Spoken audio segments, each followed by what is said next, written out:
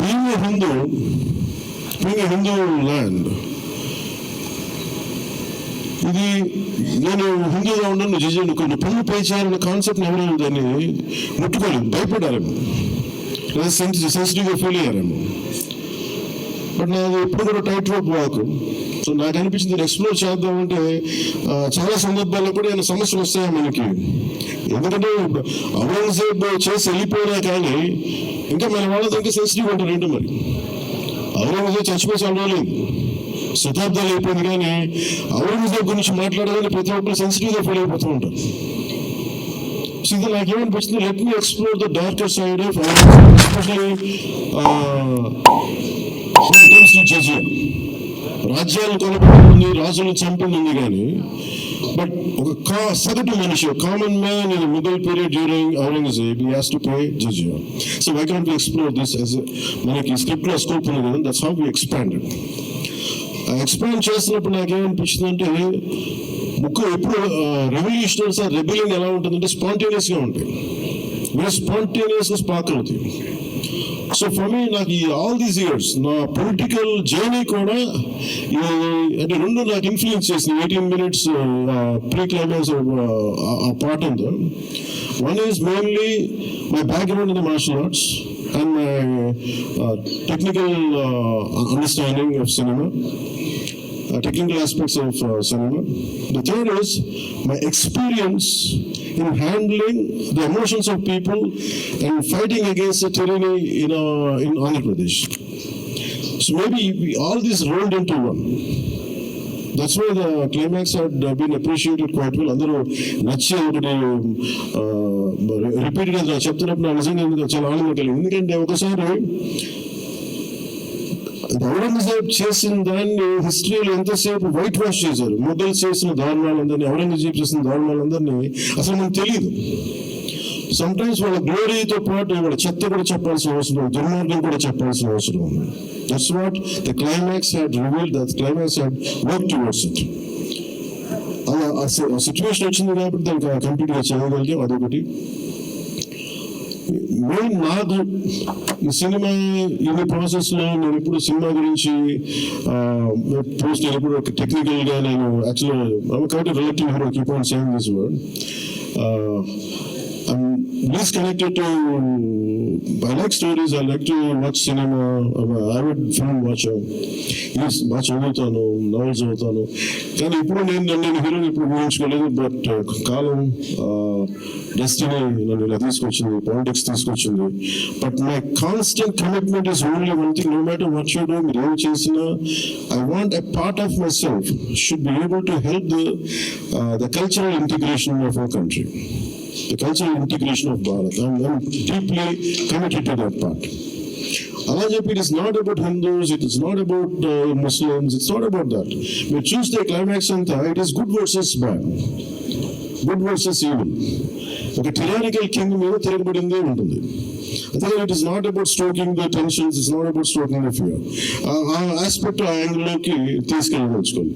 మీరు చూస్తే ఈ సినిమాలో హీరో పక్కన special one particular character I had conceived for the climax was when we are redoing the reexamining the screenplay. One is I wanted someone from ఆయన పేరు జయసుధ గారి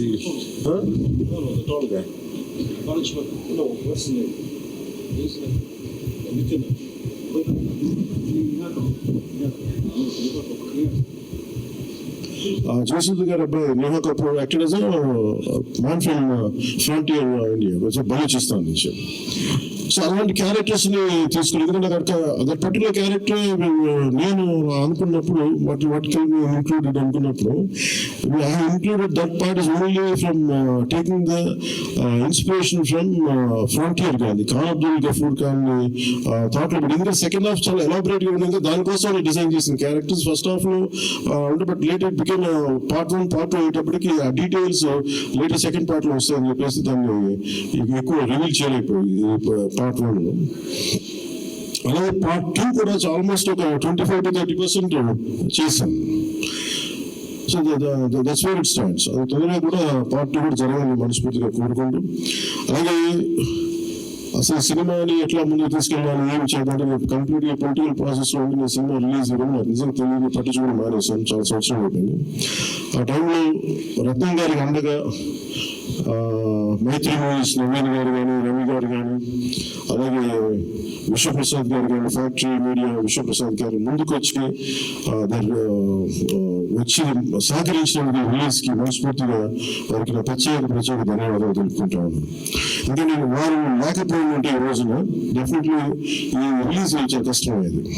first of నా background ఉండి డిప్యూటీ సీఎం ఉండి, కానీ cinema అనేది cinema, ఎందుకంటే financial part ఇవన్నీ. బట్ ఫైనల్గా I thank all the financiers for supporting us, for all the whoever is concerned regarding the labs కానీ టెక్నికల్ ఎవరికైతే ఇవ్వాలో వాళ్ళందరికీ కూడా పేరు సహకరించినందుకు మీ అందరికీ హృదయపూర్వక ధన్యవాదాలు. Heartful thanks to all. ఇది it's not about success, it's not about this, it's about conveying a thought to the public. It all depends how will public receive. నేను చెప్తాను, నేను గతంలో బైకౌట్ చేస్తాను, నెగిటివ్ రివ్యూస్ అంటే సార్ ప్లీజ్ గో హెడ్, నాకు అసలు ఇబ్బంది లేదు.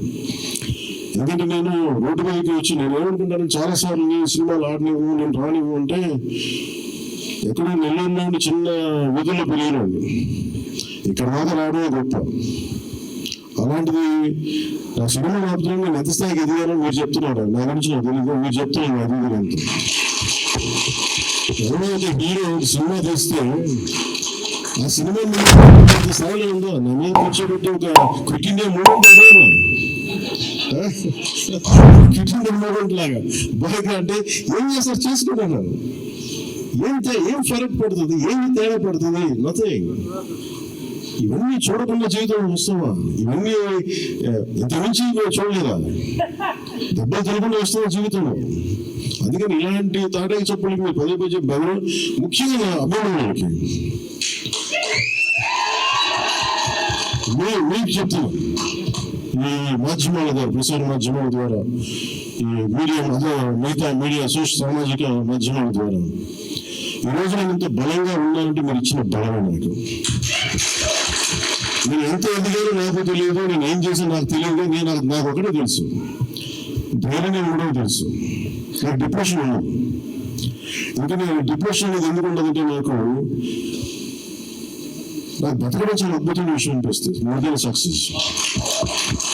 ఇంకా ఎప్పుడు డిప్రెషన్ ఉండదు. ఇంట్లో కూడా చాలాసార్లు కూర్చొని నా కొడుకు కూడా చాలా డిప్రెషన్ ఉంటే వాడికి ఏం చెప్తాను, రోజు అన్నం మానేరండి. ఎందుకంటే డిప్రెషన్ ఇస్ ఆల్ క్రియేటెడ్. అలాగే సడన్ గా ఎందుకు చెప్తున్నాను, ఎందుకు రెలవెంట్ గా చెప్తున్నానంటే, సార్ మన సినిమా గురించి నెగిటివ్ గా మాట్లాడుతున్నట్టే, నేను నెగిటివ్ గా మాట్లాడుతున్నా మనం బలంగా ఉన్నామని అర్థం. బలంగా ఉండటం మన నెగిటివిటీ ఉంటుంది. అలాగే ఔరంగజేబ్ ని మాట్లాడగా చాలా మందికి బాధలు కోపాలు వచ్చింది, రానివ్వండి. సో మీరు ఒక మొఘల్స్ గొప్పతనం చెప్పినప్పుడు మొఘల్స్ చేసిన అన్యాయాలు అక్రమాలు కూడా చెప్పాలి కదా. That is not balance. That's what I believe in secularism. That's what it is called balance.